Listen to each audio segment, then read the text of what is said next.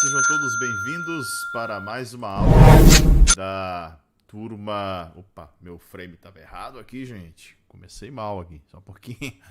Da turma 4, a quarta aula de História da Igreja, né? Só deixa eu ajustar aqui o que deu problema. Um minutinho só. Agora sim. Vamos lá. História da Igreja, aula 4. Muito boa noite. Sejam todos bem-vindos. Que Deus abençoe a cada um de vocês. Deixa eu dar boa noite aqui para quem está por aqui. Sandra Regina, Deus abençoe. Só um minutinho, deixa eu fazer um ajuste aqui. Aí. Sandra, Adriana, Paulo César, Marinês está por aqui também. Olha lá, falta bem pouquinho para a turma 4. Né? Falta pouquinho. Vamos lá, eu sei que sexta-feira não é um bom dia para ter uma aula, né? O pessoal aí às vezes assiste depois, mas vamos embora. Vamos lá, vamos em frente. Né? Quem não puder assistir ao vivo, assiste depois, como muita gente tem feito. Não é um problema, né? O importante é você assistir, não perder a aula.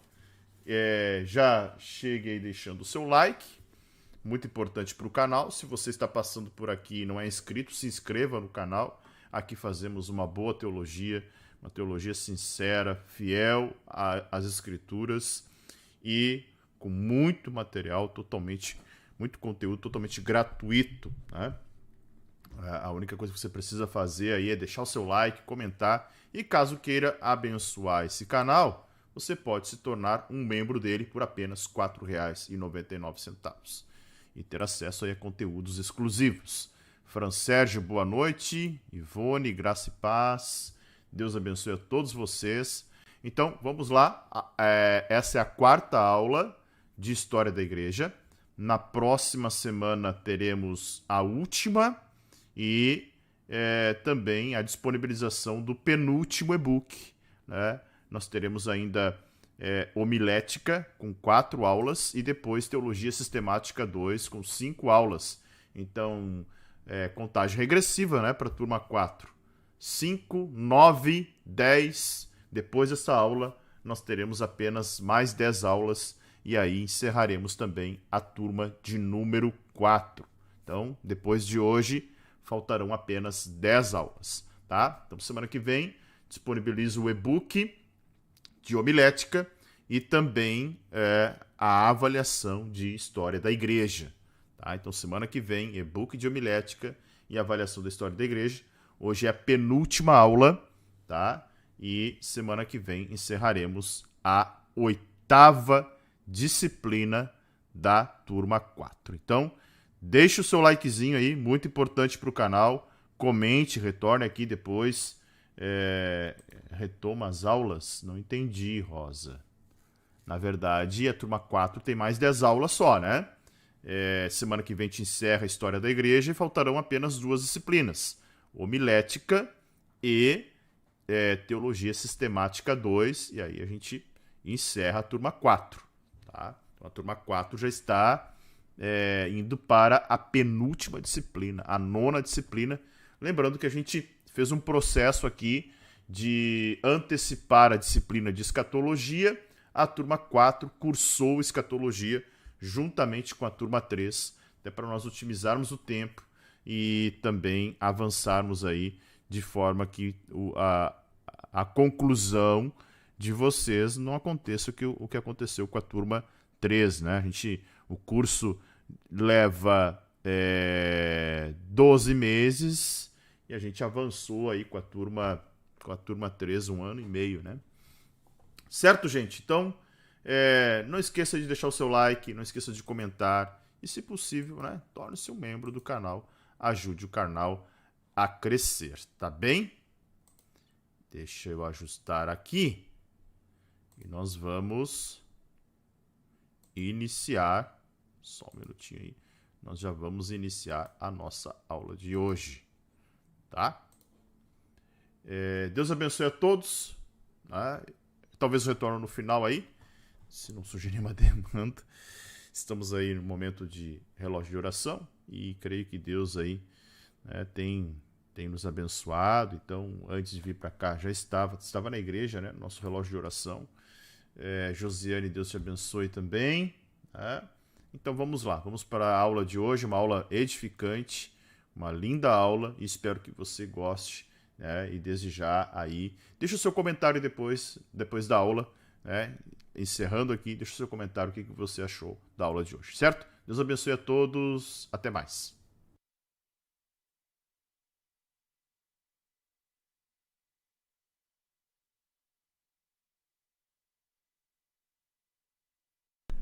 Olá, graça e paz, sejam todos bem-vindos. Boa noite a todos. Como estão? Deixa eu arrumar minha luz aqui, só um pouquinho. Se melhora aí. Essa imagem não está muito estourada, né? Como estão? Que Deus abençoe a todos. Deixa eu posicionar a câmera aqui também melhor. Acho que agora... Acho que tá legal, né? Deixa eu ver se acendendo uma outra luz fica melhor aqui. Como é que fica? Ah, melhorou. Sejam todos bem-vindos. Esta é a aula de número... Deixa eu ajustar aqui. 4.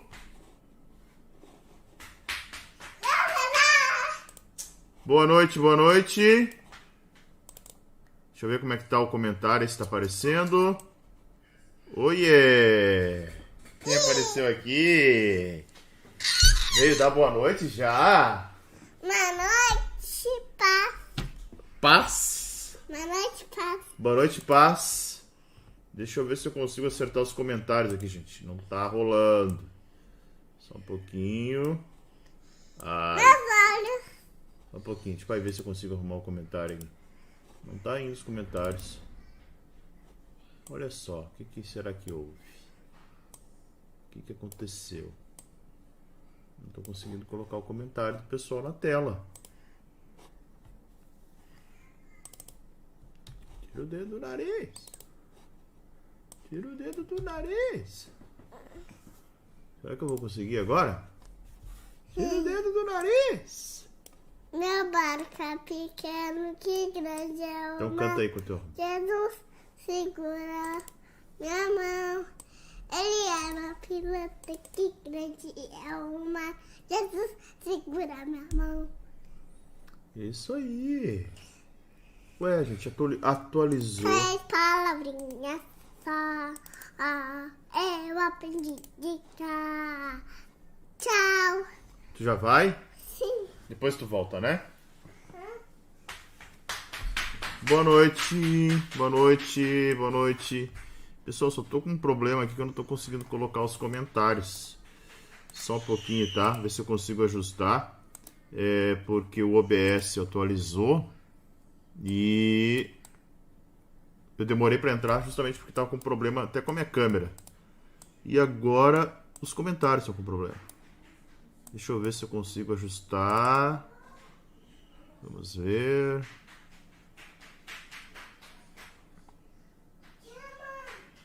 Vamos ver. Vamos ver se agora vai. Não tá indo. Deixa eu só trocar de tela aqui. Ver se eu consigo resolver a questão dos comentários. Vamos ver. Tu voltou? Diga.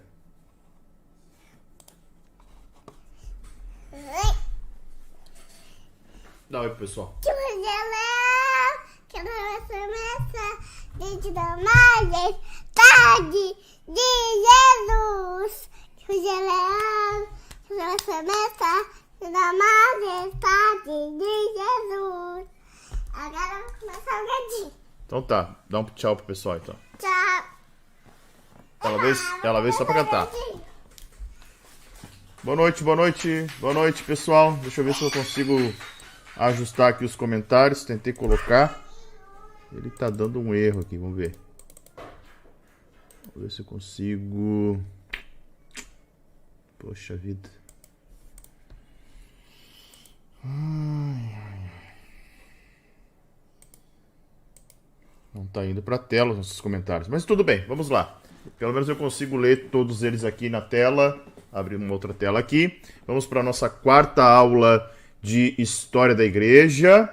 Tá? Podem ir comentando aí sem problemas, que daí eu vou lendo enquanto eu tento resolver essa questão do comentário aqui, que não tá aparecendo.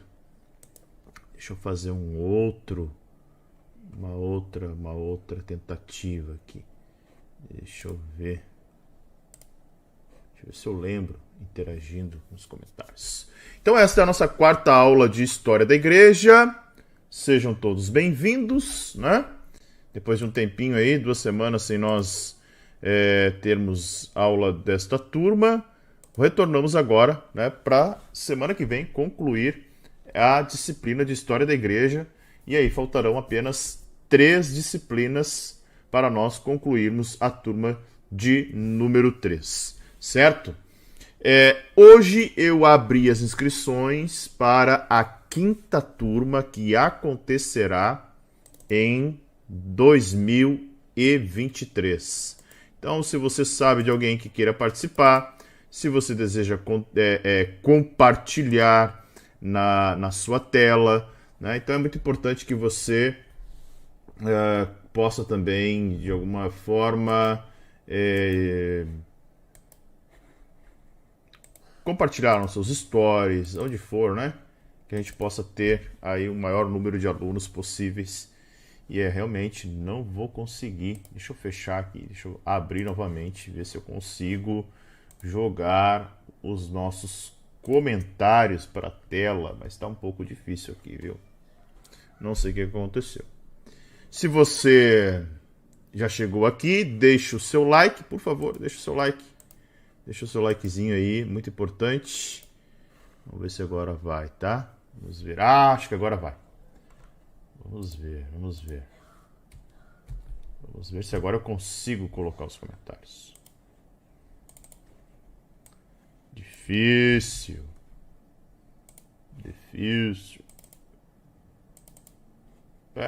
Ele pipoca na tela. Olha, ele dá uma piscada na tela e não vai, não sei porquê. Deixa eu ver. Não tem jeito. Deixa eu ver agora.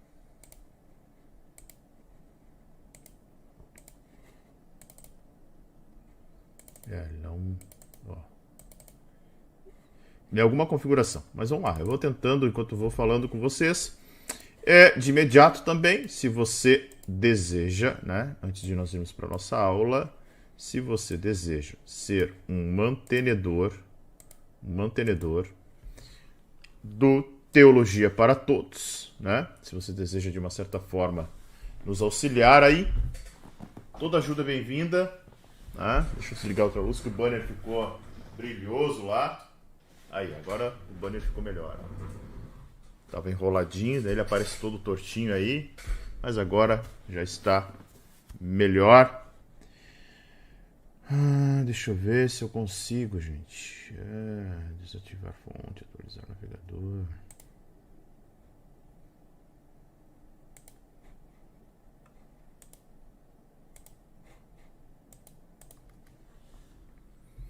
Se você deseja ser um mantenedor, né, você pode aí então, tem aqui o Pix, né, você pode de certa forma aí nos ajudar e manter, né, esse projeto no ar, certo?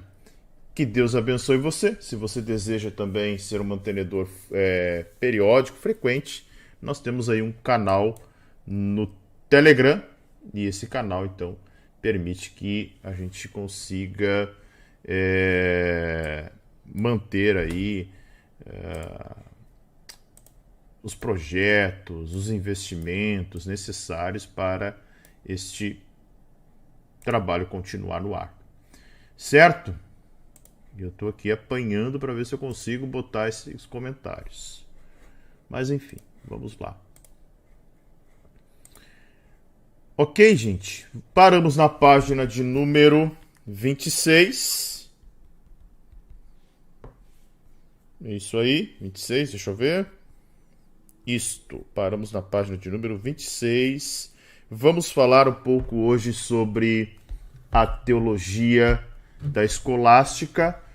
Gisele, o Pix não mudou, tá? O que mudou, na verdade, foi só para aquelas pessoas que desejam contribuir para a igreja, né? Tem vários alunos que dizimam, que por algum motivo não estão frequentando uma igreja, querem dizimar aqui. Eu estou pedindo para que façam no Pix da igreja, porque a igreja hoje já tem Pix, tá? Então eu estou pedindo para que as pessoas façam diretamente lá. Mas se vocês desejam ofertar para o Teologia para Todos, o Pix continua o mesmo, ok? E realmente não tem jeito de botar os comentários hoje, mas vamos lá, certo? Página de número 26. Eu até vou excluir aqui o meu elemento e colocar de novo, porque daqui a pouco ele pode ser que ele responda melhor, né? Remover aqui, deixa eu adicionar comentário.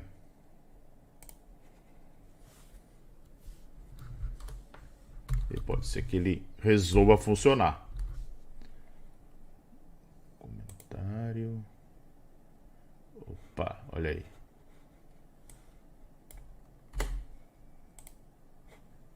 Vamos ver. Vamos ver se agora vai. Deixa eu pegar um comentário qualquer aqui. Ele tá bem bugado aí. Não sei se é problema do próprio YouTube. Deixa eu ver. Chat ao vivo.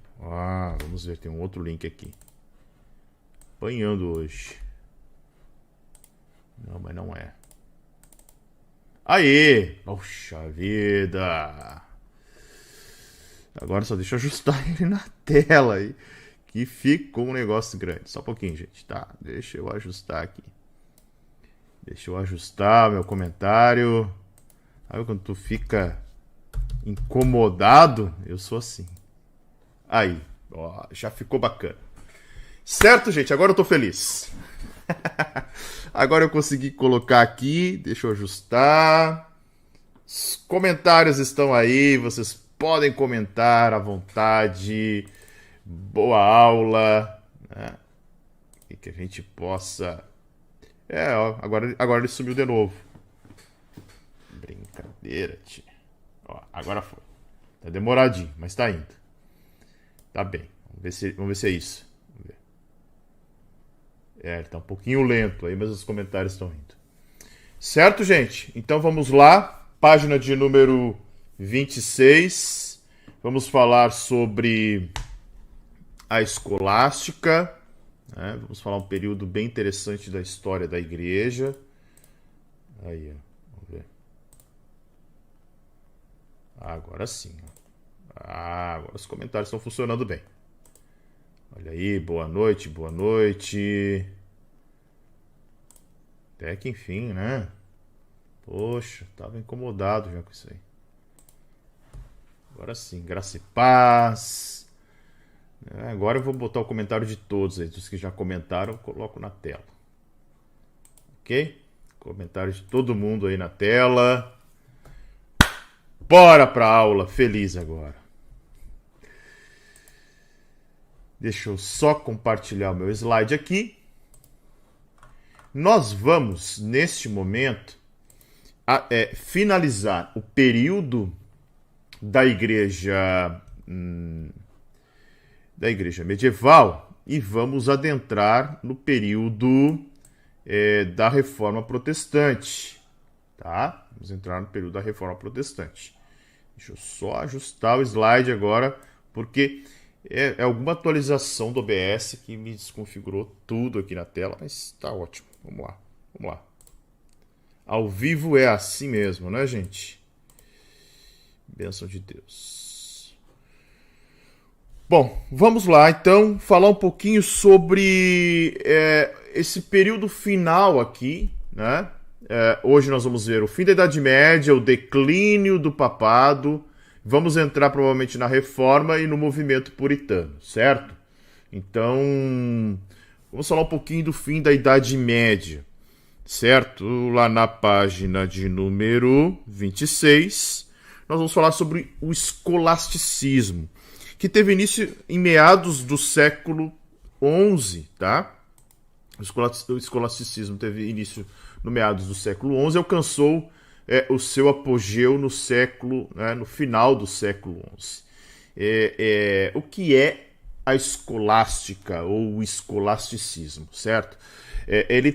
Trata-se de um saber de origem literária que tomou forma nas universidades europeias. Então, a teologia escolástica ela pode ser definida como a tentativa de unir ideias dos escritos filosóficos gregos e das escrituras, dos textos também dos pais da igreja e de outras obras cristãs dos primórdios no período medieval e com a finalidade de formar um sistema doutrinário claro e definitivo. Então, tem alguns nomes bem interessantes a respeito da escolástica que eu vou colocar aqui, tá?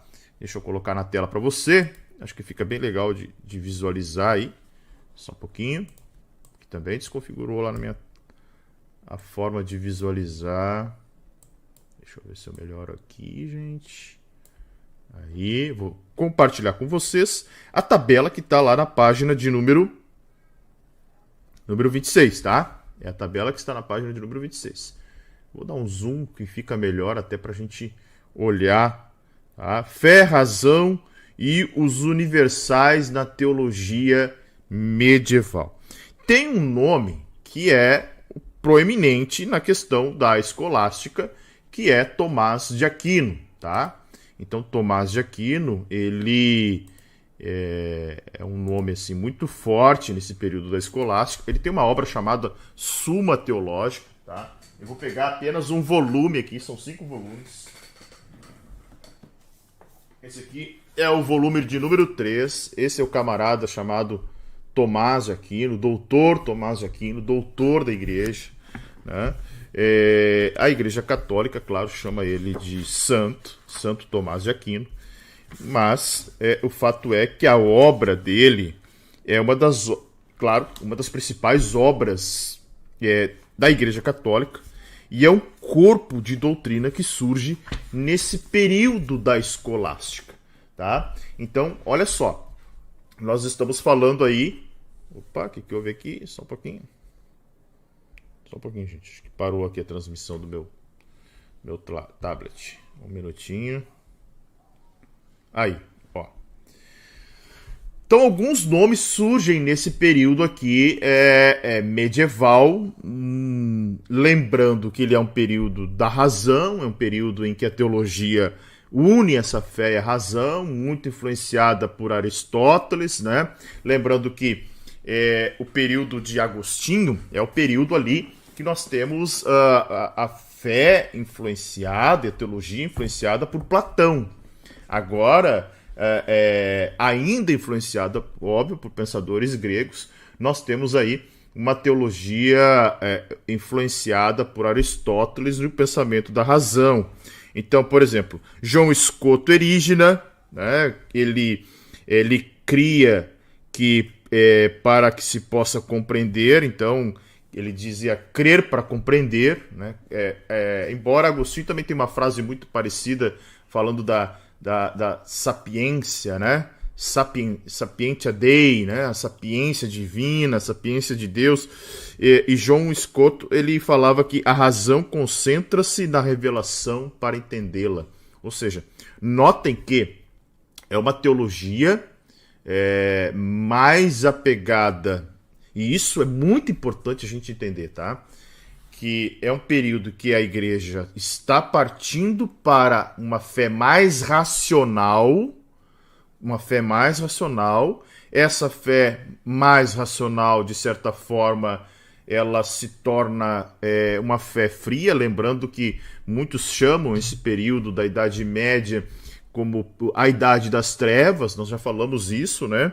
Anselmo da Cantuária também tinha essa ideia de crer para compreender, e daí a ideia dele é a razão traz clareza, elucida a fé, né? A ideia de que a razão nem comprova a fé, muito menos nega, tá? Outro nome muito importante desse período é Bernardo de Claraval. Tem Pedro Abelardo, né, que falava sobre aprender e saber para que se possa crer.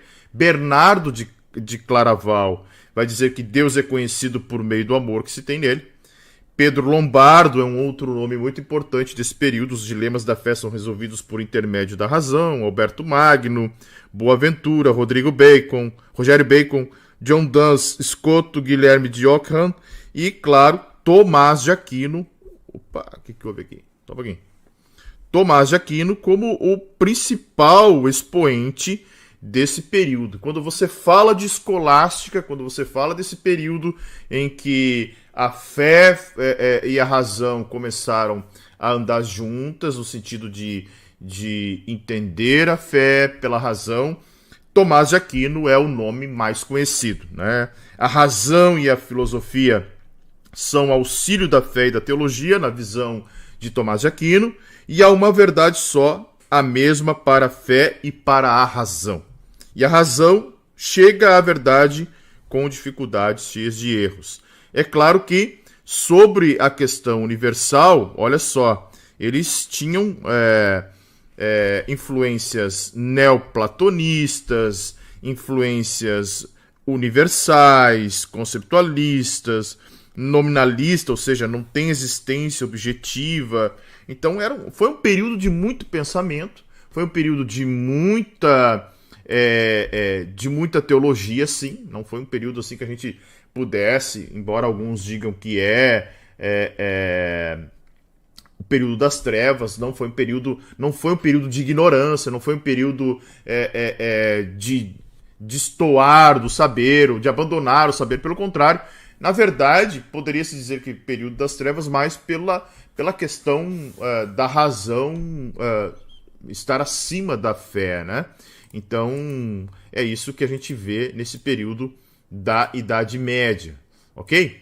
Então, voltando um pouquinho lá para o nosso slide, agora a gente vai compreender o que acontece no final dessa Idade Média, tá? Então, olha só. Deixa eu ajustar o meu slide aqui, tá? Só um pouquinho.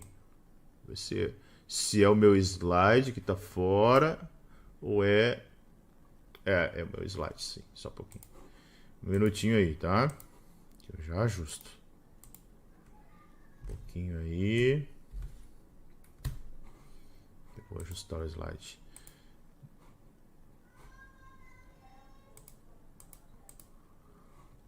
Agora sim. Bom, olha só os estados da Europa no fim da Idade Média, né? Deixa eu só ajustar para melhorar aqui para vocês. Então, nós temos ali Constantinopla, tá? Então, lembrando, vocês hão de lembrar que Constantino, a gente viu isso acho que na primeira ou na segunda aula, acho que na segunda aula, tá? Constantino, ele quando imperador, aquela questão do reino do norte, reino do oriente, reino do ocidente, quando ele escolhe ter uma capital nesse império oriente, ele coloca como capital Constantinopla. Então Constantinopla ficou uma cidade importante naquela época, e ela resiste. Lembrando que Roma vai cair lá por 476 depois de Cristo, né? Ou seja, o Império do Oriente, do Ocidente desaba, é conquistado pelos bárbaros, os bárbaros invadem, nós temos ainda Constantinopla se mantendo até um certo período, tá? E o restante dos estados da Europa estão tomados aí por bárbaros, né? Todos eles tomados aí, invadidos por bárbaros. Ok? Aqui, né, um pouco da visão de Constantinopla, essa capital do Oriente, que se tornou a capital do mundo na época do imperador, e era uma das 5 igrejas importantes daquele período ali, antes de Roma tomar a proeminência a respeito. De novo aqui meu slide deu uma cortada, só um pouquinho, tá? Vou ajustar mais uma vez aqui, para ver se ele não fica mais cortado. Lembrando aqui uma imagem, uma gravura a respeito do cerco de Constantinopla, né? E também Maomé II, que foi um protagonista nessa história toda. Mas lembrando que quando Roma se torna proeminente, a igreja de Roma se torna proeminente, e aqui ela já era uma igreja católica apostólica romana, mas há toda uma discussão que é importante você entender, e eu vou compartilhar com você uma gravura, um diagrama que você vai poder entender. A gente precisa ter esse diagrama aqui em mente. Mas enquanto eu vou localizando aqui, eu vou falando para vocês que naquela época nós tínhamos então 5 igrejas proeminentes, né? Um pouquinho ali depois de Constantino ser imperador. Nós temos ali Roma, nós temos Constantinopla, nós temos Alexandria, nós temos Antioquia e nós temos Jerusalém. Então são 5 igrejas que elas são as maiores igrejas, as igrejas mais... igrejas não entenda por templo, é comunidade cristã ali, tá? Então havia na época ali dos apóstolos uma grande plantação de igrejas pela Ásia, né? Pela Ásia Menor, Colossos, Tessalônica, Filipos, Éfeso, a região da Galácia. Mas 5 regiões se destacam. Roma, né? No Ocidente, Constantinopla, Jerusalém, Antioquia e Alexandria no Oriente. Tá? Essas igrejas elas tinham presbíteros, bispos, que tinham uma função muito parecida com a de um patriarca, ou seja, o camarada era como se tivesse a mesma o mesmo respeito, o mesmo domínio, a mesma autoridade que um patriarca, como Abraão, como Isaac, ou Jacó, ou seja, filhos, netos, bisnetos, todos respeitavam, de outras famílias também respeitavam, o consideravam como o patriarca da família. Então, quando Roma cai, né, quando Roma já está enfraquecida, quando o Império do Ocidente já está enfraquecido, o bispo de Roma, o presbítero de Roma, toma uma proeminência não só religiosa, mas também política. Né? Lembrando que até então os bispos tinham funções apenas eclesiásticas. Mas com o enfraquecimento do Império do Ocidente, Roma toma esse posicionamento político e aí o bispo se torna o Papa. Tá? Então isso é muito interessante de nós vermos. E aí vai surgir, né, depois, lá na frente. Deixa eu ver se eu consigo colocar aqui para vocês.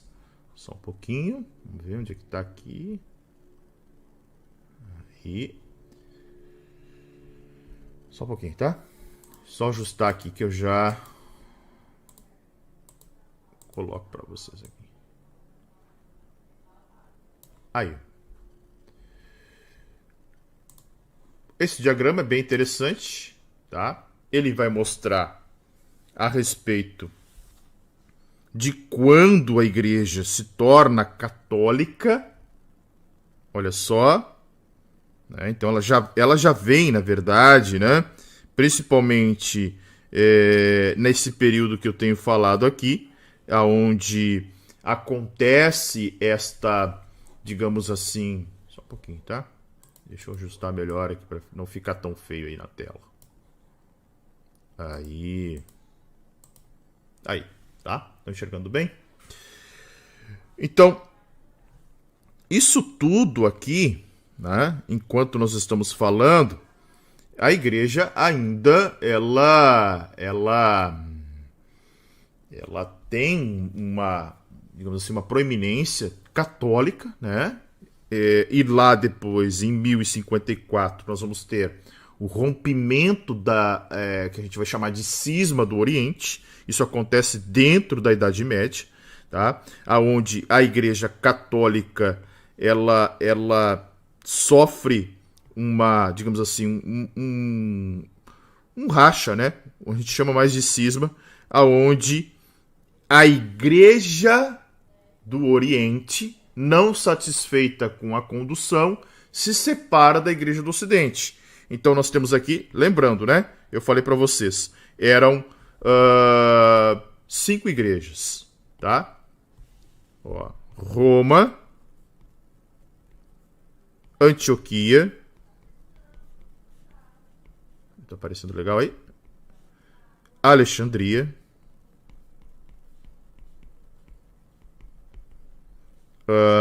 Constantinopla e Jerusalém, tá? Onde nós temos aí as maiores comunidades cristãs dentro desse período. Então o que acontece?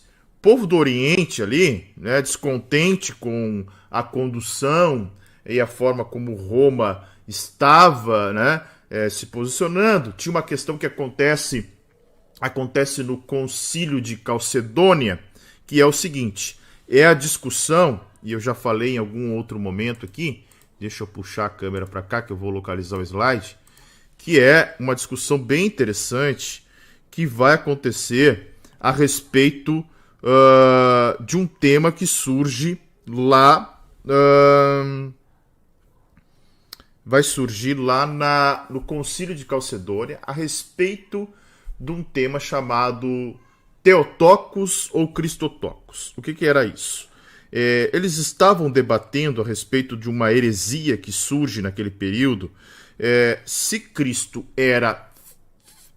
Maria era mãe de Deus ou se Maria era mãe do Cristo. Porque isso, de certa forma, daria total direcionamento para as doutrinas que eles estavam discutindo na época, tá? Então, eles diziam o seguinte, Nestor dizia, olha, Maria é mãe de Cristo, né? Então o concílio dizia, não, Maria é mãe de Deus, porque se ela for mãe de Cristo, apenas mãe de Cristo, pode-se dar uma margem, uma abertura para dizer que Jesus não era Deus. Então, ao invés de Christotokos, né, que era o termo para dizer mãe de Cristo, o concílio define que Maria é mãe de Deus, Theotokos, mãe de Deus, né, porque Cristo é Deus, Jesus é Deus. Esse debate, ele vai, de certa forma,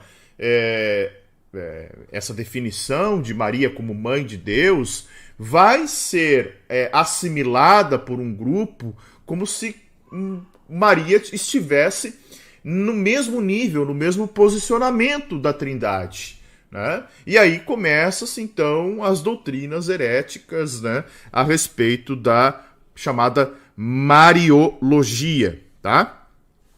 Então, nessa época, então, logo após concílios e tudo mais, nós temos aí uma igreja, só um pouquinho, tá, gente? Uma igreja do Oriente, né? Uma igreja do Oriente, não satisfeita com a igreja do Ocidente, e ela então rompe com essa igreja do Ocidente, e aí nós temos o que nós chamamos de cisma. O cisma do Oriente divide a igreja, tá? E aí houve uma questão bem pontual, chamada filioque, que após o concílio de Calcedônia, onde se confirmou o credo apostólico, a igreja do Ocidente mudou uma palavra dentro do credo. Olha como as questões teológicas naquela época fervilhavam a ponto de definir os rumos da igreja.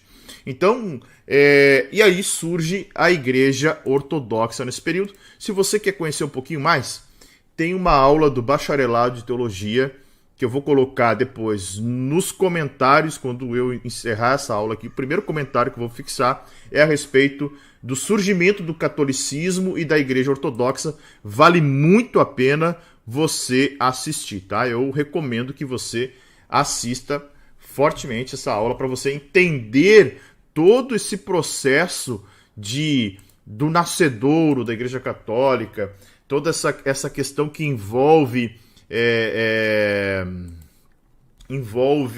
o cisma do Oriente. É muito bom, vale muito a pena para que você compreenda, porque muitas pessoas dizem, né, principalmente os católicos, acreditam que a Igreja Católica surge com Pedro sendo o primeiro Papa, e isso não é uma verdade, tá? É claro que ninguém está aqui com a ideia de fazer proselitismo a ponto de você, né, ficar aí falando e dizendo, vocês estão mentindo, nada disso, né? Mas é uma questão de você conhecer e dominar o assunto. Pois bem, no fim da Idade Média, então nós temos uma decadência do poder feudal, né? Lembrando que é um período em que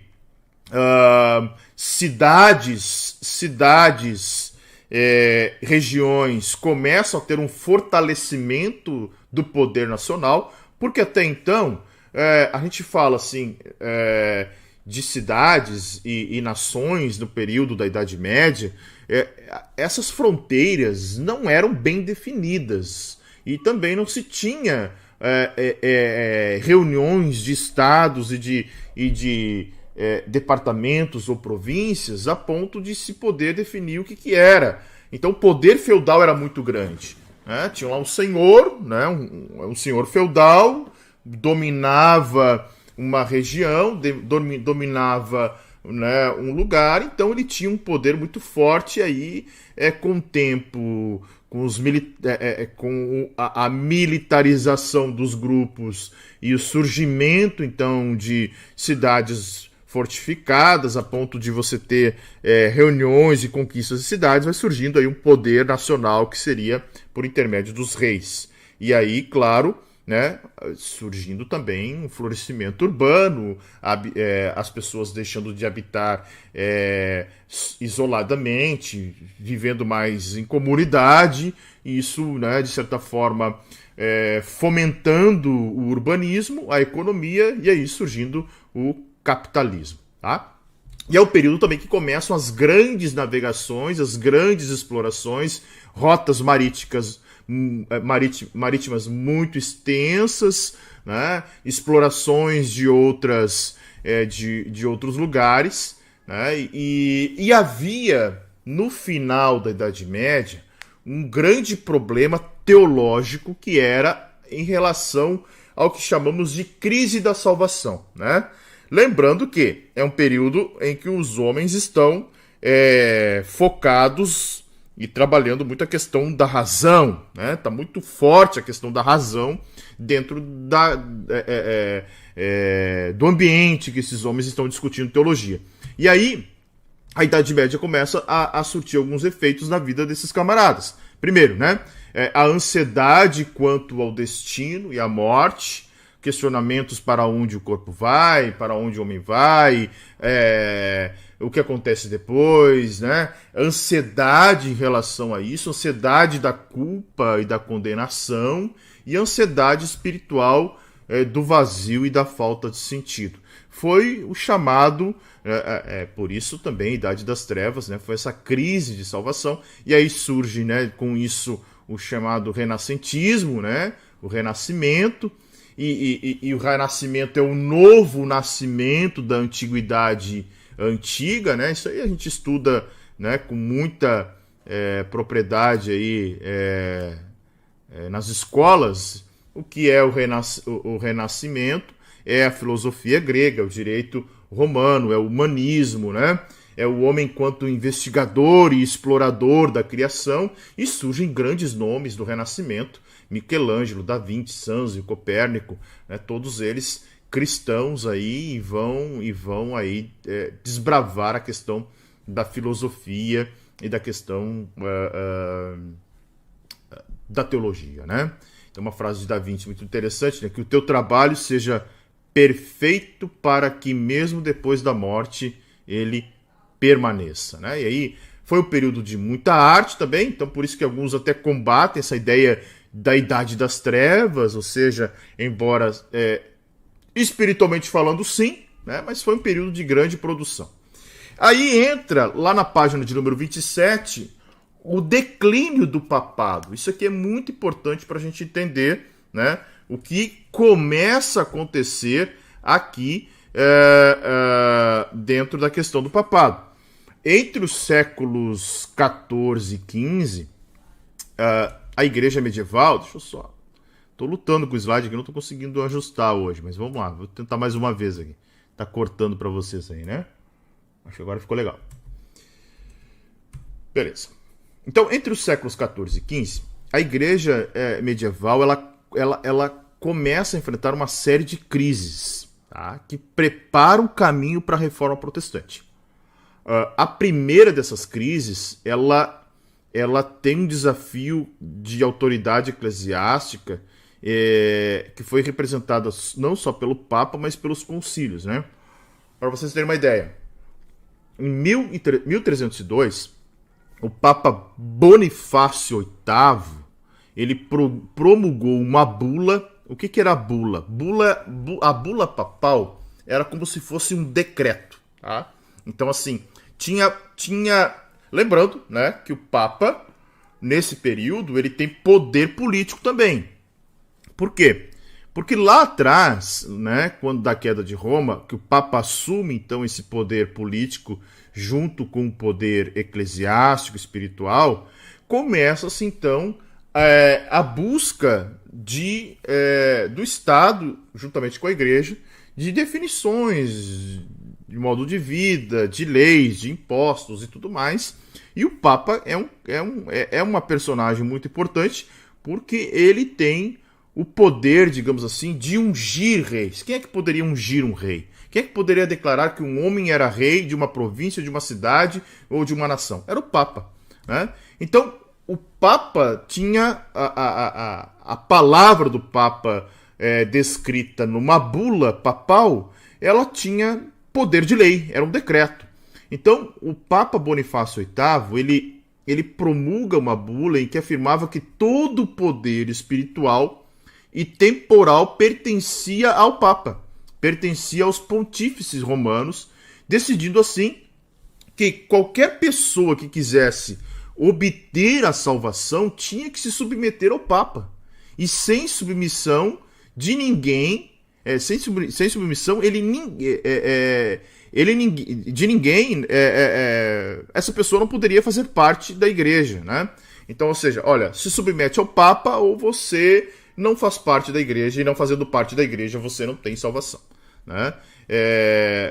Só que é o seguinte, essa bula do Papa Bonifácio VIII, ela foi promulgada em um momento de expansão de estados-nações. Então, os estados estão virando nações, né? Estão se unindo, conquistando um estado mais forte, vai conquistando o outro, vai se unindo. Por exemplo, pega a própria Itália, não existia a Itália. Era Roma, né, onde estava o papado, o pontífice, mas era Milão, era Florença, né, eram cidades, estados que lutavam uma contra a outra, né, faziam sim, daqui a pouco um acordo, mas daqui a pouco, dependendo para onde o vento soprava, já estavam como inimigo. Então, Nápoles, Milão, Florença, Veneza, todos eles eram estados-nações. Então, isso está se expandindo. E, claro, que isso acaba, de certa forma, minando a autoridade papal naquele período. Já, ainda do outro lado, né, tem a França, que tinha muita influência, muito poder bélico, e o rei Filipe IV decidiu que não aceitaria mais a autoridade do Papa. E sequestra o Papa, né? Aí começa, então, o chamado cativeiro babilônico, quando Roma deixou de ser o centro da cristandade e os papas foram estabelecidos num palácio em Avignon, na França. Daí o próximo papa dessa história toda foi Clemente V, né, que foi francês, eleito 3 anos depois de Bonifácio, né, 2 anos depois de Bonifácio ter promulgado aquela bula. E daí nós temos então um Papa francês, né? E a partir desta data o papado permaneceu até 1377, onde o Papa Gregório IX, sob a influência de Catarina de Siena, levou o pontificado de volta para Roma. Em 1378, os cardeais elegeram um Papa italiano chamado Urbano VI, que se mostrou muito independente, e com isso acontece agora o chamado Grande Cisma do Ocidente. Não é o Grande Cisma do Oriente. O Grande Cisma do Oriente foi em 1054, quando a igreja se divide em duas. Nós temos então a Igreja Católica e a Igreja Ortodoxa. Em 1378 acontece o Grande Cisma do Oriente. O que é isso? Alguns cardeais elegeram um novo Papa, Clemente VII, que se estabeleceu em Avignon, recebendo o apoio da Espanha, da França, da Escócia. E o norte da Itália, da Inglaterra, Dinamarca e os demais apoiaram Roma. Então olha o que está acontecendo nesse período. Tem 2 papas. Tá? Tem um papa na França, né, em Avignon, e tem um papa em Roma. E aí eles começam a brigar, né, um dizendo que é papa, outro dizendo que é papa. Então a gente tem o período que a gente chama, onde surgem os chamados antipapas. Né? O que é o antipapa? Não significa que ele é contra o papado. Pelo contrário, o antipapa é aquele que reivindicava para si, né? Eles reivindicavam para si o papado. Então, essas crises todas, né, preparam então o caminho para a reforma. Essa crise de autoridade eclesiástica, toda essa história do Papa Bonifácio VIII de dizer que todo poder pertence ao Papa, né? O foco do papado é político, tem muita corrupção, e acontece algo assim que para o católico hoje parece ser absurdo, mas nessa época os papados são marcados por nepotismo, adultérios e filhos ilegítimos. Os papas não só tinham mulheres, como tinham várias mulheres, né? E assim, normalmente, né, geravam filhos. Tá? E aí surge então o grande... Deixa eu só arrumar meu slide, gente, agora que eu vi que tá torto lá em cima o meu tópico. Só um pouquinho, tá? Deixa eu ajustar aqui o título do slide, ficou muito estranho. Um pouquinho aí.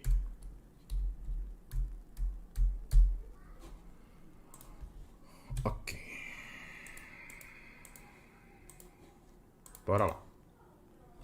Então, acontece esse cisma. Deixa eu ver se eu tenho um slide que eu queria mostrar. Aqui, ó. Esse aqui é interessante de nós visualizarmos. Tá lá esse gráfico está lá na página de número 27, tá? Então você enxerga esse pequeno gráfico aqui na página de número 27, e é muito legal de enxergar esse gráfico aqui, porque ele mostra isso que eu acabei de narrar para vocês, tá? Essa barrinha azul clara em cima são os papas na França, tá? Em Avignon. A barrinha verde são os papas em Roma. E tem ainda uma barrinha azul ali que teve o período de um terceiro papa, né? Que foi o Papa João XXIII, tá? Então, olha só. Em Avignon, nós tínhamos aí em Avignon, né? França, Aragão, Castela, Chipre, Borgonha, Nápoles. Ó, tinha cidades, estados dentro da própria Itália, que não era Itália ainda, mas que estava a favor da França. E Roma, né?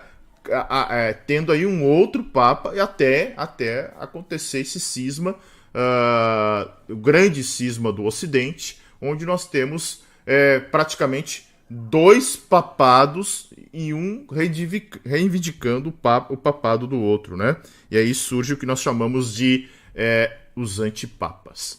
E é nesse período que surgem nomes muito interessantes de um período que nós vamos chamar de pré-reforma, tá? A pré-reforma vem com John Huss e John Wycliffe, né?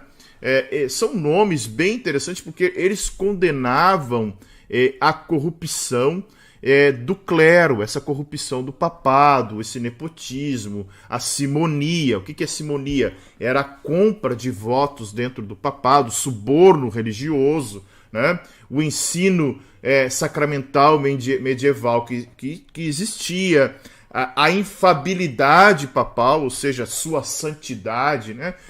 John Huss e John Wycliffe questionavam muito isso. E surge um nome muito importante no final do século XV, né, que é Jerônimo Savonarola, que pregava contra o Papa Alexandre VI. O Papa Alexandre VI, ou chamado Papa Borgia, ele foi um dos papas mais corruptos da história da Igreja Católica, onde ele sabidamente comprou todo o colégio de cardeais para que ele fosse eleito papa, né?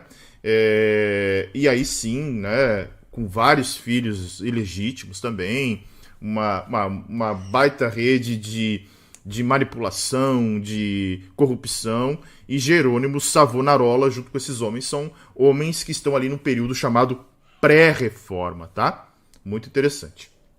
E aqui nós temos essa divisão dos dois, dentro dos dois grandes cismas, né?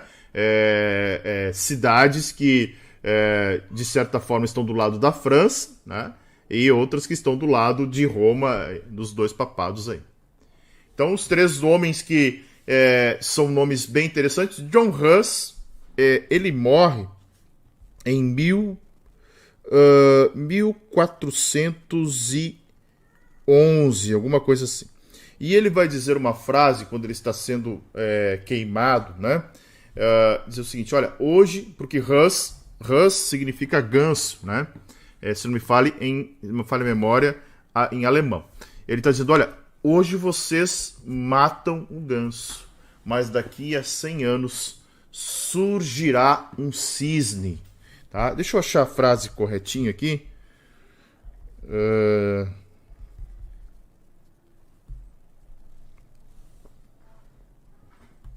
É o chamado cisne da profecia de Huss, né? É bem interessante porque isso foi em 1415. Tá? É bem interessante porque ele diz assim: ó, hoje vocês assam. Ele estava no poste da fogueira, né, como um mártir, né? Então, lembrando que o papado tem poder, esses homens que pregavam contra o clero, contra o papado, eram perseguidos pela Igreja Católica. Eram classificados como hereges, né, e eram queimados, né?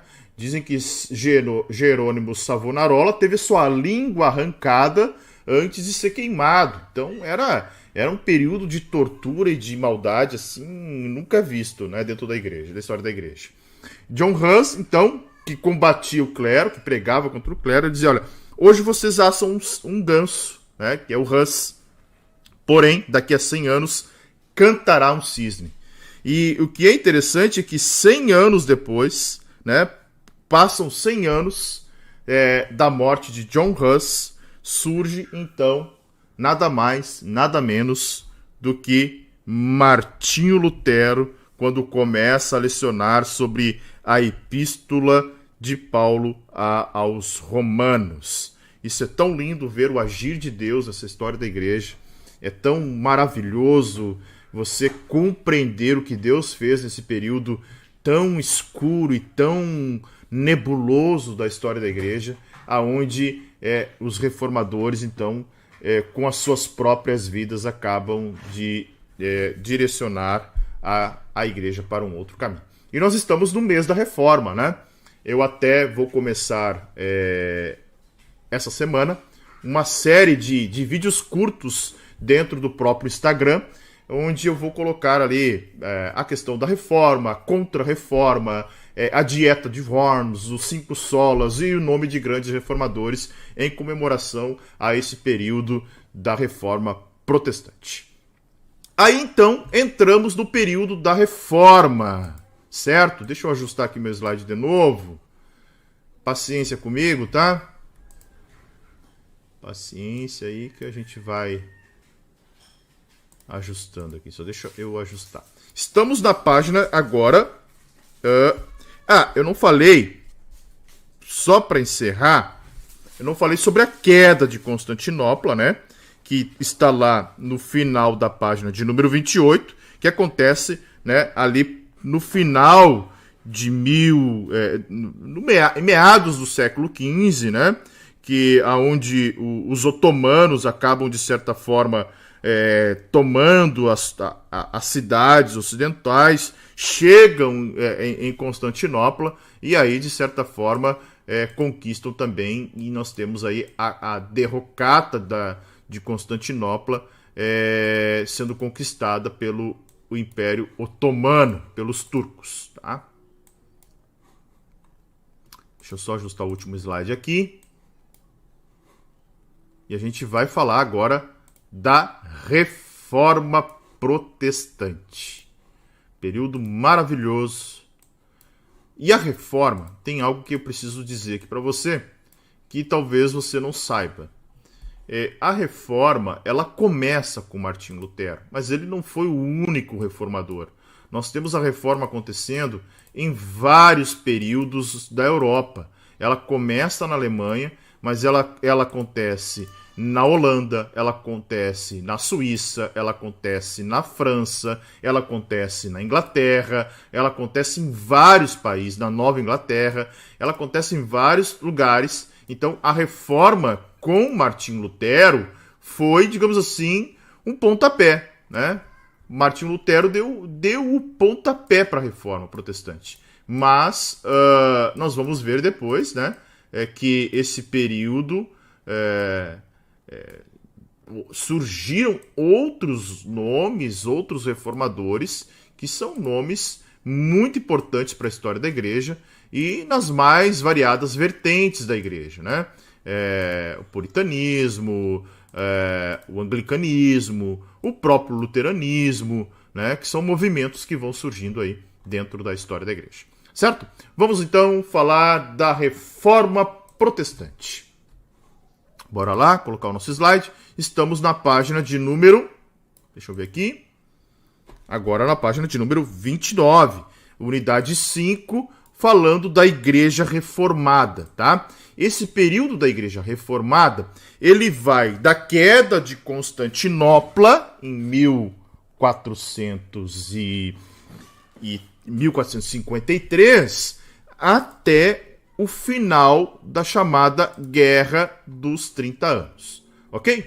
Então, houve um período antecessor à Reforma, que a gente chama aí de três pontos muito importantes que a gente precisa destacar desse período pré-reforma. Primeiro é de fontes.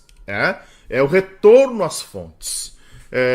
Esses pré-reformadores estão aí, então, de uma certa forma, retornando ao texto original, retornando ao grego, retornando ao hebraico, né, fazendo um retorno às escrituras. Né? Notem que coisa interessante que é isso.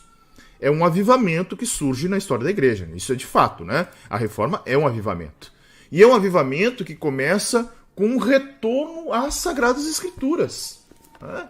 Foi um retorno às Escrituras. Não foi um homem que recebeu uma revelação, não foi um homem que subiu para um monte. Foi um retorno às Escrituras. Aliado ao retorno das Escrituras, teve a questão da teologia escolástica, né? Que foi aquele período ali da Idade Medieval, com a perspectiva aristotélica da teologia, né, abandonando o platonismo e olhando, né, na forma de Aristóteles.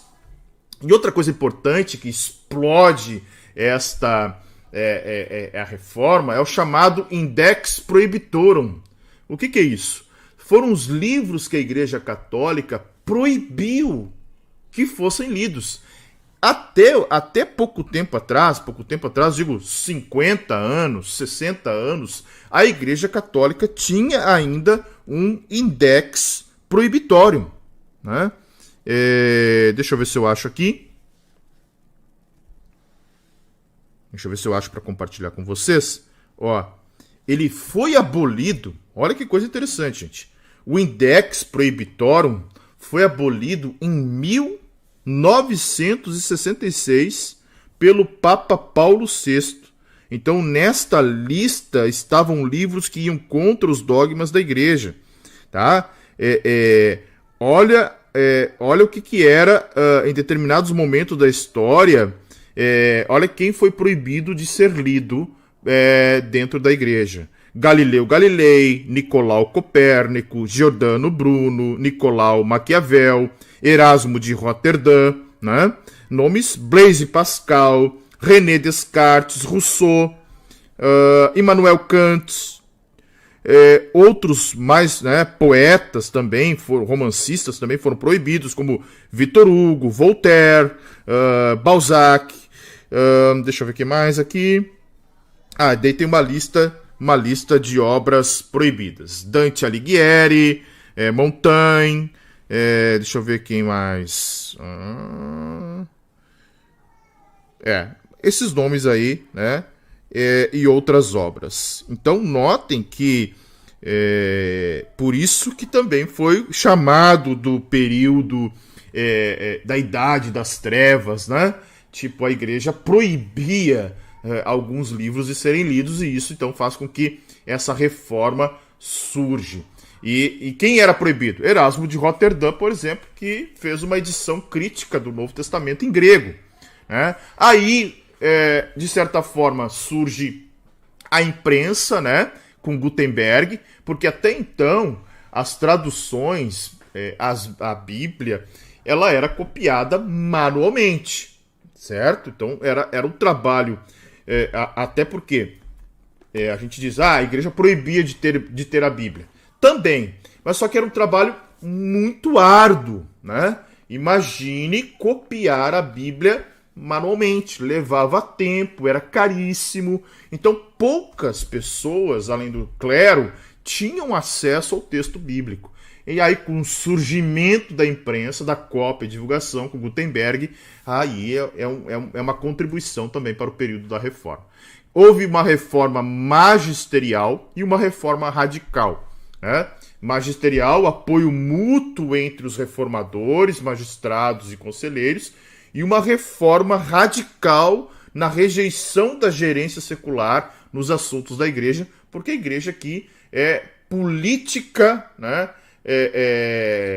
A política e a espiritualidade estavam emaranhadas, intrínsecas uma na outra, né? E aí surge nada mais, nada menos de que Martinho Lutero, né? Martinho Lutero foi o homem que prega as 95 teses na porta da igreja de Wittenberg, e essas 95 teses eram contra as indulgências, contra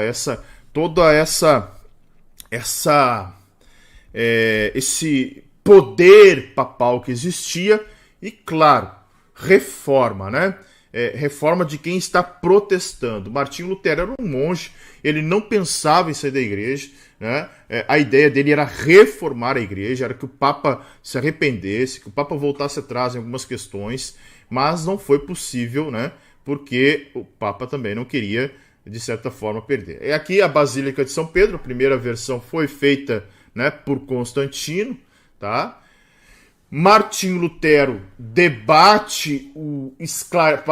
faz o debate para esclarecimento do valor das indulgências, lembrando que as indulgências começam ali fortemente com o Papa Alexandre VI, porque quando o Vaticano deseja ampliar o seu poder, ampliar seu domínio, precisa de dinheiro para... lembrando, né? Não tem países, vão fazendo associação com estados, cada estado com o seu exército. Olha, eu te pago, tu me alia, eu te dou tal área, né? Eu te concedo tal poder, e eram negociatas que iam desse jeito. Então havia muitos exércitos mercenários. Como o Papa iria, né? Estava com o cofre da igreja baixo, como arrecadar dinheiro para ir para as cruzadas e para as batalhas, colocando valor nos pecados, as indulgências, vendendo artigos que eram pseudo, né, pedaços de cruz, a lança que feriu Jesus, o santo sudário, tudo isso é invenção daquele período que vai surgindo, de certa forma, para atrair fiéis, atrair pessoas e dessa forma a igreja recolher dinheiro. Aí Lutero, né, debate, dia 31 de outubro de 1517, tem um livro magnífico dele, das 95 teses, mas eu vou indicar um outro aqui, que eu gosto muito de indicar, só um pouquinho, tá? Vou ver se eu acho.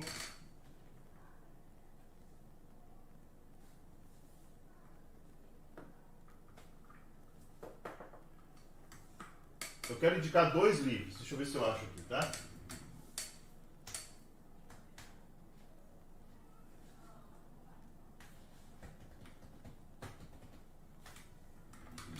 O outro eu procuro depois, que é A Dama da Reforma. Estou precisando arrumar por tema meus livros, né? Tá difícil. Tem esse livro aqui que é fantástico. Nascido Escravo. Tá? Nascido Escravo. Esse aqui é Obras Selecionadas. Ele conta um pouquinho das 95 teses. E tem... deixa eu ver se eu acho aqui o nome certinho. A Dama da Reforma, tá? A Dama da Reforma é um livro sobre Catarina von Bora, que é a esposa de Martinho Lutero. Deixa eu achar aqui, gente. Me dá um minuto, tá? Deixa eu ver se eu acho aqui. Preciso indicar esse livro para vocês. Onde é que ele está? Vamos ver se eu acho aqui, tá?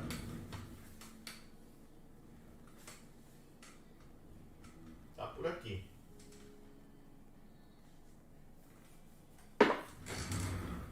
Achei. Olha aqui. Tá chegando agora a reforma. Está aqui um livro magnífico. Esse livro é muito baratinho.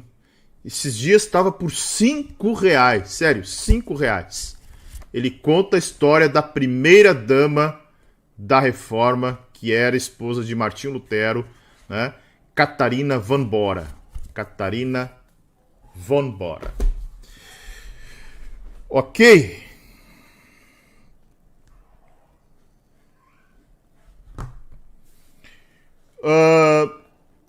Essa tradução de Lutero foi realizada a partir da Vulgata Latina. Olha, sim, tá? Martinho Lutero também se valeu da Vulgata Latina, mas usou recursos como o próprio original, tá? Ele foi pro próprio original, ok?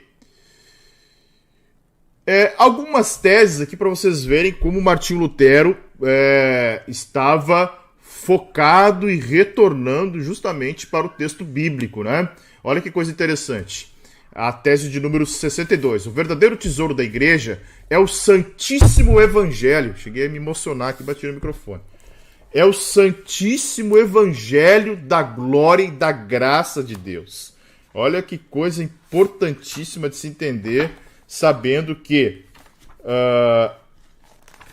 o tesouro da igreja é o Evangelho. Né? Martinho Lutero estava aqui. Deixa eu achar a tese de número 63 aqui, 62. Ó, tese de número 62, deixa eu ver se eu consigo colocar aqui para você. Tese de número... Tá aqui, ó. Tese de número 62. Ele diz assim: o verdadeiro tesouro da igreja é o Santíssimo Evangelho da glória e da graça de Deus.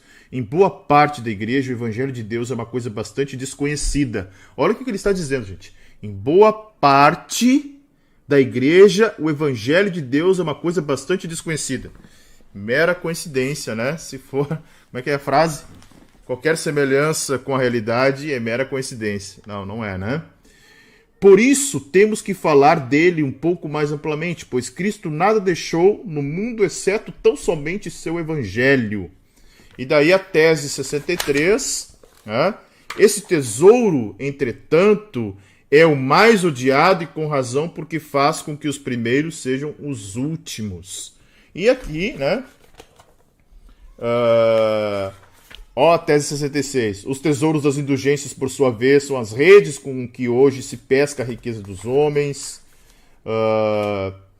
Tese 69. Os bispos e curas têm a obrigação de admitir com toda reverência os comissários da indulgência. Tese 79. É blasfêmia dizer que a cruz com as armas do Papa insignemente erguida equivale à cruz de Cristo. Olha que coisa interessante, gente. Tese 77. A afirmação de que nem mesmo São Pedro, caso fosse o Papa atualmente, poderia conceder maiores graças é blasfêmia contra São Pedro e contra o Papa.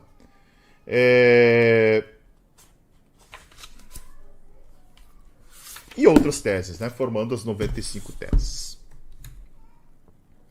Então, Martinho Lutero, esse aqui, tá? Esse livro aqui, eles são vários volumes. Eu não tenho todos. Eu tinha o 1 e o 2. Isso aqui, eu tenho uma história, até um testemunho para contar a respeito desse livro aqui. Eu tinha o volume 2 e meu pai, eu tinha dado para o meu pai. Meu pai, nessas viagens de ir para uma igreja, mora em outro lugar, vai para uma igreja, vai para outra igreja, ele perdeu o livro, emprestou e não sabe para quem. Não sabe para quem ele perdeu.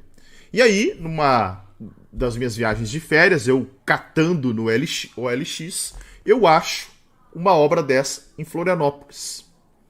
Só que eu não lembrava se eu tinha o volume 1 ou o volume 2. Esse aqui é o volume 1.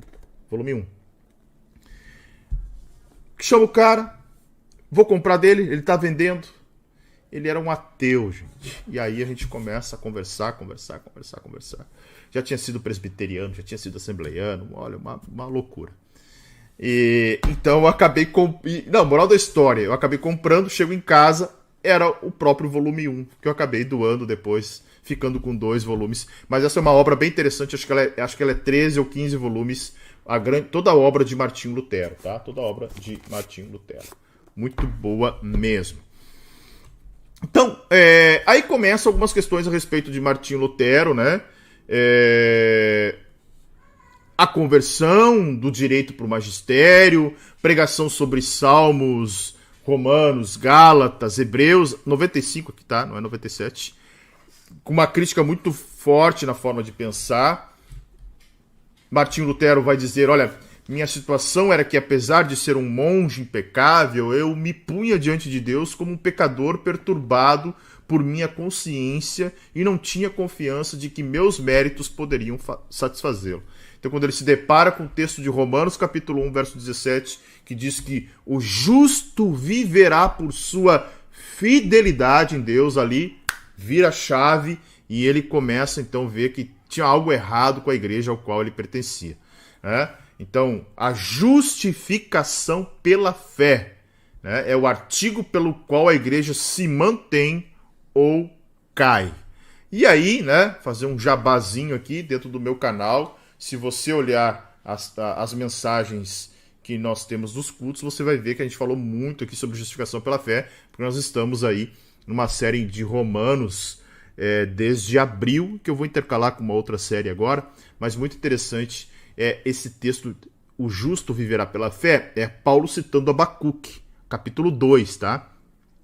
Algumas traduções não dizem o justo viverá pela fé, dizem o justo viverá pela fidelidade de Deus, e aí eu vejo que Martinho Lutero entendeu isto nessa passagem. E aí tem uma frase importante de uma obra dele que diz: noite e dia eu ponderei até que vi a conexão entre a justiça de Deus e a afirmação de que o justo viverá pela fé. Então eu compreendi que a justiça de Deus era aquela pela qual, pela graça e pura misericórdia, Deus nos justifica através da fé. Em razão desta descoberta, senti que renascera e entrara pelas portas abertas do paraíso. Toda a Escritura passou a ter um novo significado. Essa passagem tornou-se para mim o portão para o céu. Aleluia. Aqui, uma foto do quarto de Lutero no castelo de Wartburg, onde ele traduziu a Bíblia para o alemão. E aí, gente, entra... Deixa eu ajustar aqui meu slide, mas mais uma vez, tá? Que tem algo muito importante que eu quero citar para vocês, que é a dieta de Worms. A dieta de Worms. Opa, deixa eu ajustar aqui. Só um pouquinho. Um pouquinho que vai.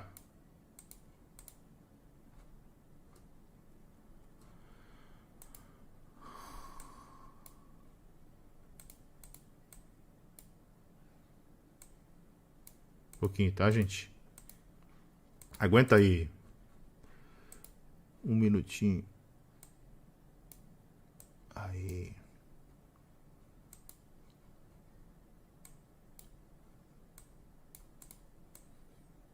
Esse Google Drive aqui bagunça todos os slides sempre. É algo assim triste. Mas fazer o quê? É o que a gente tem para recurso. Certo. Deixa eu botar na tela de novo. Consertado. Vamos lá. Onde é que tá aqui? Aí. Bora lá? Tá tudo bem por aí?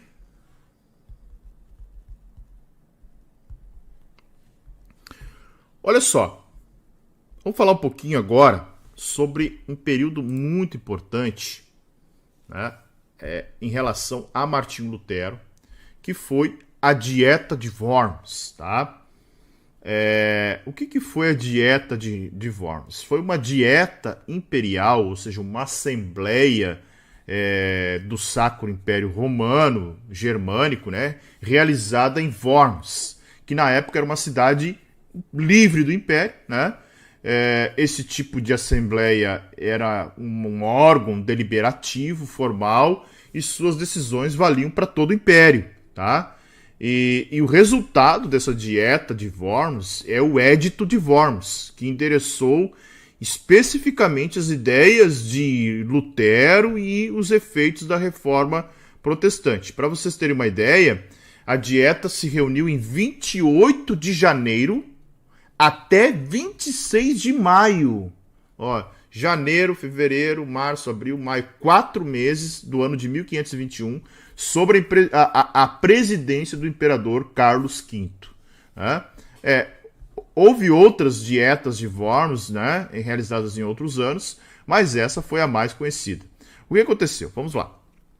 Em junho do ano anterior, 1520, o Papa Leão X publicou a bula Exsurgi Domini. O que era isso? Erguei-vos, Senhor, expondo 40 supostos erros encontrados nas 95 teses de Martinho Lutero. Lembrando, Martinho Lutero prega 95 teses em 1517.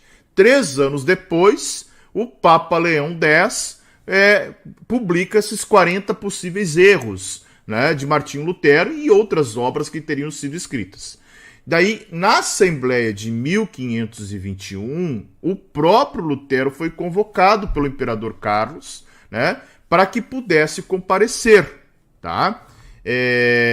Daí tinha um príncipe lá, eleitor da Saxônia, que deu um salvo-conduto para Lutero, e justamente por causa da história lá de John Hus, que tinha sido, né, julgado e condenado no Concílio de Constança, então havia possibilidade de um salvo-conduto. Mas a dieta de Worms segue, tá? Então, a ideia era remover Lutero, né? Era fazer com que Lutero renegasse o que ele havia escrito, tá?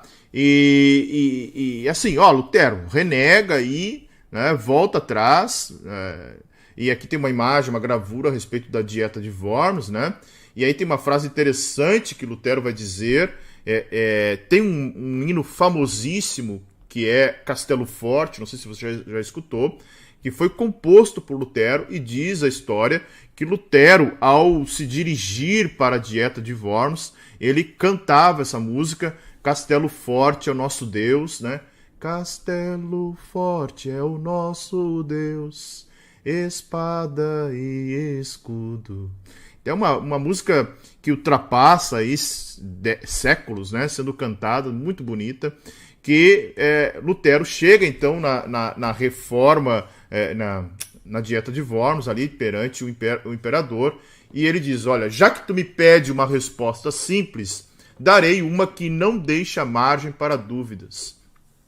A menos que eu seja convencido pelas escrituras e pela razão pura, e já que não aceito a autoridade do Papa e dos concílios, pois eles se contradizem mutuamente, minha consciência é cativa da palavra de Deus. Eu não posso e não vou me retratar de nada, pois não é seguro nem certo ir contra a consciência. Deus me ajude. Amém. E aqui, né, a Bíblia de Gutenberg e a Luther Bible, que é a Bíblia de Lutero. Né? Então nós vimos aqui algo bem interessante, e segundo a própria tradição, vai dizer, olha, Lutero dizendo, olha, aqui estou e não posso ser diferente, antes dele concluir com o Deus me ajude. Né? Então, o Édito de Worms, né, que foi escrito com a ajuda do núncio papal, foi o decreto, então, ortogado em 26 de maio de 1521, que declarou criminosos todos os que sejam por atos ou palavras defendessem, sustentassem ou favorecessem o que foi dito por Martinho Lutero. Então, olha o poder que tinha o Édito e também o concílio papal. Né? O Édito determinou ainda que Lutero fosse preso e levado até o imperador para ser punido como herege e estipulou uma generosa recompensa aos que ajudassem nesse intento. Né? Então, essa era a ideia que se tinha a respeito de Lutero. Então, Lutero defendia que a salvação se dava apenas pela fé, ou seja, sola fide, sem referência a boas ações, esmolas, penitências. Né?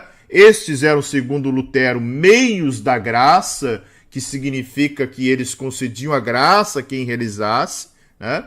E, finalmente, Lutero também desafiou a autoridade da igreja ao defender que todas as doutrinas e dogmas sem base nas escrituras deveriam ser descartadas, ou mais conhecido como sola scriptura. Então, a ideia de que somente a escritura é regra de fé, nenhum dogma, nenhuma doutrina sem base nas escrituras deveria ser adotada, certo? Depois o Édito de Worms foi suspenso, né, na dieta de Speyer em 1526, mas foi restituído em 1529, certo? Aí começam a surgir... Deixa eu ver que horas são agora. Como é que estamos? Gente, deixamos Calvino para a próxima aula. Certo? Paramos aqui na página... Já te digo aí, já digo para vocês. Estamos aí na página de número 31, tá? Página de número 31. Continuamos na próxima semana. Próxima semana, encerramos essa disciplina de História da Igreja e aí já disponibilizo para vocês a 8ª disciplina, que é homilética. Essa é um pouquinho mais curta, só 4 aulas, tá? Homilética, só 4 aulas. Então nós vamos encerrar ela bem rapidinho, ok? Deixa eu ver os comentários aí. Boa noite, Ângelo, José Wanderson. Essa eu já respondi, né? Ó, a pergunta da Gisele, o José Wanderson também respondeu. Obras selecionadas. Essa é uma coletânea de vários volumes, tá? Eu não me lembro bem se é 12 ou se é 13 volumes. Esse volume aqui, ela compreende, porque Martinho Lutero escreveu muita coisa, tá? Compreende as obras de Lutero, os escritos de 1517 a 1519, por isso que tem nela as 95 teses, tá? Se você comprar o volume 2, 3 ou 4, provavelmente você não vai encontrar as 95 teses, porque aqui estão elas, tá? Na obra do volume 1, ok? Amém, né? Louvado seja Deus por essa maravilhosa aula. Espero que vocês tenham gostado. História da igreja é fantástico, gente. É algo assim... É lindo demais ver como homens e mulheres compreenderam bem o que Paulo disse. Olha, não vivo eu, mas Cristo vive em mim. Aleluia. Para mim, o viver é ganho, né? Para mim, o viver é Cristo e o morrer é lucro. Louvado seja o Senhor. Certo? Então, semana que vem, a gente conclui essa disciplina. Sim, acredito que vamos aí avançar umas 2 horas de aula, talvez, mas a gente conclui. Disponibilizo o e-book de homilética, nossa 8ª disciplina, e também o link para a avaliação dessa disciplina aqui, certo? Já está, né? Lembrando um pouquinho, quero relembrar vocês, aqui no meu Instagram, tá? Já está lá, postzinho, né? Aqui, está aí, ó. O anúncio para a 5ª turma. Basta você pegar esse post aqui, clicar no aviãozinho, jogar para os teus stories aí e fazer com que mais pessoas possam se inscrever. Lançamos hoje no fim da tarde. Deixa eu ver. Olha aí, gente. Já estamos com 175 inscritos para a turma de número 5, que vai começar só em fevereiro. Já tem 175. Vamos lá, né? Quero chegar aí a 3.000 inscritos nessa turma para a glória de Jesus. Certo? E se você, de certa forma, né, deseja ser um mantenedor, nós precisamos fazer alguns investimentos aqui. Qualquer contribuição é bem-vinda. Né? Tá aqui o Pix. Aqui. Cogite aí fazer uma oferta de amor. Não cobro nada para o trabalho que estou fazendo aqui, mas a gente precisa melhorar algumas condições aqui para continuar dando esse curso gratuito de forma que a gente possa não cobrar absolutamente nada, né, de ninguém. Então, qualquer contribuição é bem-vinda. Certo, gente? Que Deus abençoe todos vocês. Fiquem na paz, que excede todo entendimento. E até a próxima semana, se Deus assim permitir. Deus abençoe a todos. Fiquem com Deus. Olá, pessoal. Graça e paz. Voltei aqui. Tem uma mocinha, né, que sempre quando eu vou encerrar uma aula, ela aparece e deseja aí dar o seu recadinho também. Olha meu ursinho. Que ursinho é esse aí? Esse aqui é o Simba-Leão. Simba-Leão? Mas hoje eu me... Ele é o leão? mas hoje eu chamo ele de Leão. De leão? Dá uma boa noite pro pessoal. Na verdade, ele é Simba-Leão. Dá uma boa noite pro pessoal, então. Boa noite, pessoal. Diz aí, tá tudo bem com vocês? Que ruge é o leão, que a terra estremece diante da majestade de Jesus. Pergunta, gostaram da aula? Gostaram da aula? Foi boa? Foi boa. Ó, a Sandra dizendo pra ti, oi, lindeza. A Sandra Regina. Diz, oi, Sandra. Oi, Sandra. Vai ficar escondida aí? Sim. Tu vai se esconder? Aham. Por que vai se esconder? Porque eu quero ficar abraçadinha nele. Então manda uma boa noite pro pessoal, manda um beijo. Boa noite. Deus abençoe. Diz ótimo final de semana. Ótimo final de amanhã. Final de semana. Ótimo. Final de semana. Final de semana. Amanhã de manhã estamos aqui com a leitura da Bíblia. Deixa eu... Deus abençoe. Tchau, tchau.